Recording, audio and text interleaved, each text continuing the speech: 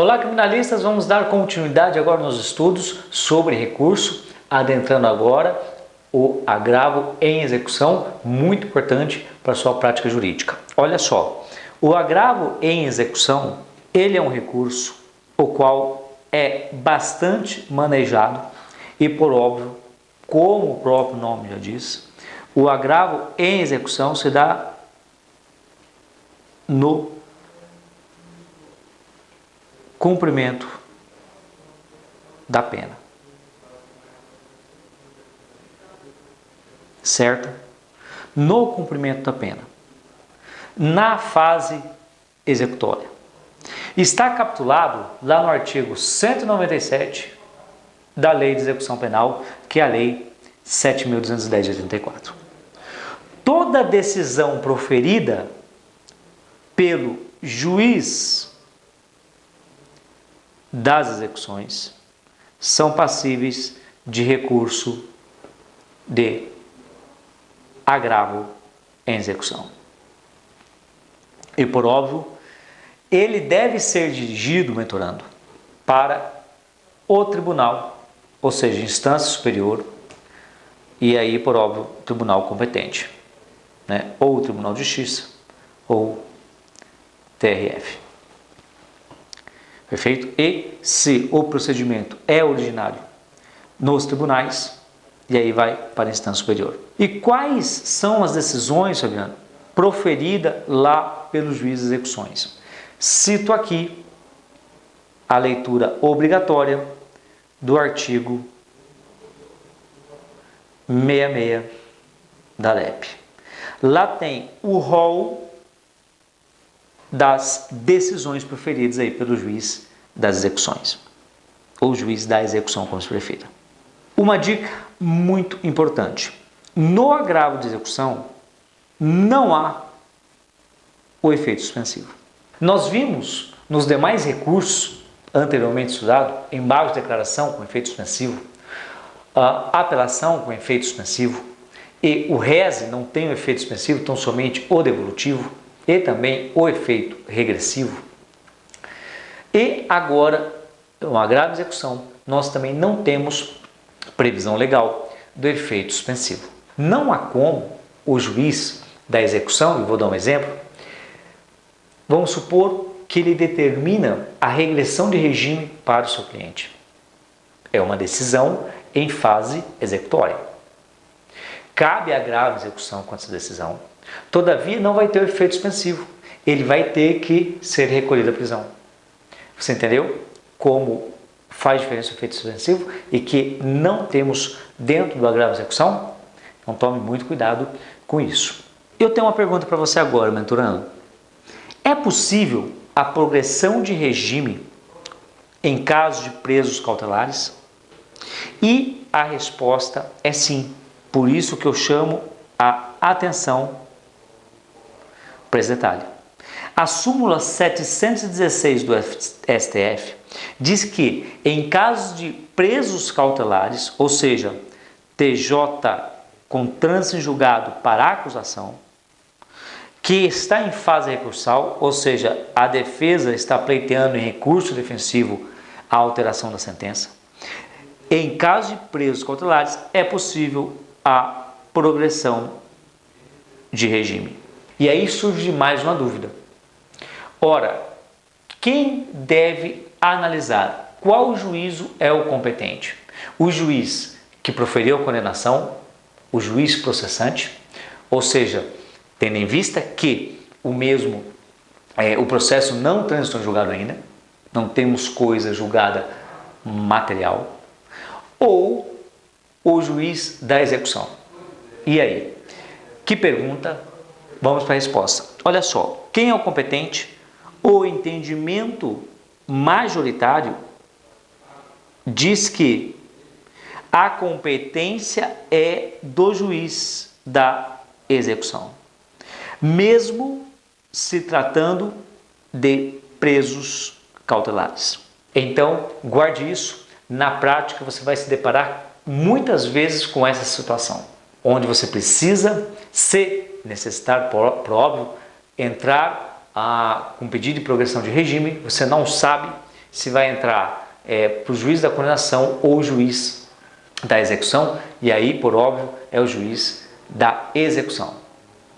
Ok? Tendo em vista que quando há a condenação, ainda que provisória, tem que ser expedida uma guia provisória. Nessa guia provisória do seu cliente, que você vai requerer a progressão de regime, se, como eu disse, houver já tido o trânsito em julgado para o Ministério Público para a acusação. Só está o pleito defensivo do recurso. Combinado? Entender essa parte? Muito importante para a sua prática. Mentorandos, vamos dar continuidade aqui aos nossos estudos quanto à forma e o procedimento desse recurso do agravo de execução. O recurso em agravo de execução, ele pode ser interposto por petição ou termo nos autos principais. Fabiano, qual que é o prazo?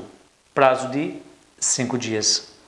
Fabiano, de onde você tirou esse prazo, esse lapso temporal, tendo em vista que o artigo 197 da lei não nos traz nenhum prazo? Olha só, de fato, a lei de execução penal não menciona, não traz aí em seu bojo nenhuma explicação, nenhuma previsão quanto ao procedimento.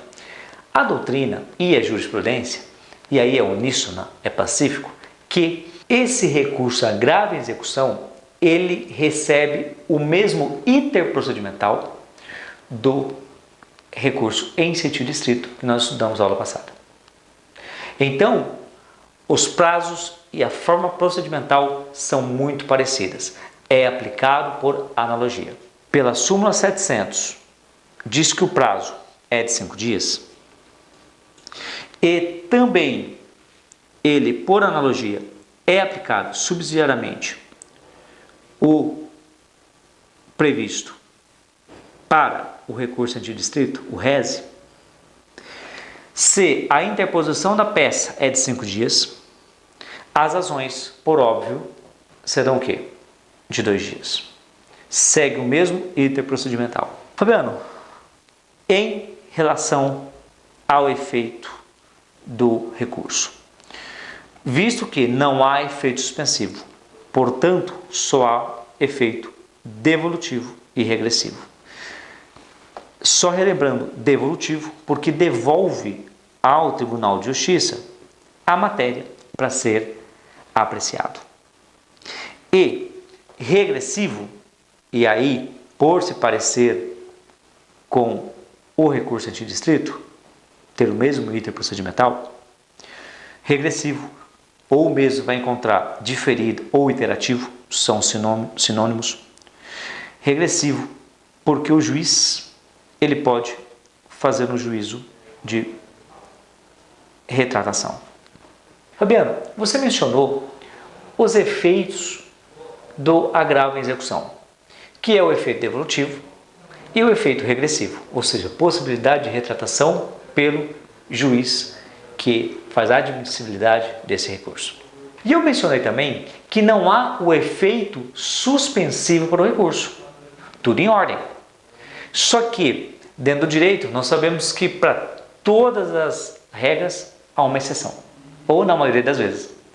E aí é uma exceção e uma dica para você que está principalmente atuando como assistente da acusação, defendendo a vítima, defendendo os direitos da vítima. Olha só, uma dica muito importante. Quando ocorrer o trânsito em julgado da sentença, e aqui eu falo em uma absolvição imprópria, ou seja, é aquela onde o juiz analisa que há caso de inimputabilidade ou semi-imputabilidade, nesses casos, e houve essa absolvição imprópria, houve uma sentença, o trânsito julgado da sentença, o que ocorre quando acarreta isso? Por óbvio, o juiz ele vai expedir uma ordem para desinternação ou liberação. Quando ocorrer isso, na prática, e aqui você atuando, uma dica para você atuando como assistente da acusação, advogado da vítima, você pode interpor o agravo em execução dentro do prazo legal? Porque especificamente nesse caso prático, quando ocorrer isso, o agravo ele suspenderá a eficácia da decisão. Então aqui nós estamos diante de uma exceção à regra, que é um efeito suspensivo. Nesse caso, atuando como assistente da acusação, você pode interpor o agravo, tendo em vista que já houve o trânsito julgado da sentença, de uma absolvição imprópria. Então, para evitar que o juiz coloque em liberdade, ele desinterne ou promova a liberação, conceda a liberação daquele que está internado, e aí você, como assistente da acusação, advogado, a vítima não quer ver isso, a vítima não quer ele solto, e aí você pode efetivamente manejar um agravo de execução. Óbvio que depois do trânsito julgado, houve essa decisão, automaticamente você pode entrar com agravo dentro do prazo legal. E aí sim, a única hipótese que vai haver a suspensão. Vai suspender a eficácia, ele vai continuar internado. Compreendido? E aqui, lógico, como assistente da acusação, como advogado da vítima. Fabiano, se o tribunal não conhecer o meu agravo em execução, o que fazer? Por óbvio, caberá um recurso especial. E recurso especial é o tema da nossa próxima aula, nós vamos estudar esse recurso. Então, até mais e bons estudos.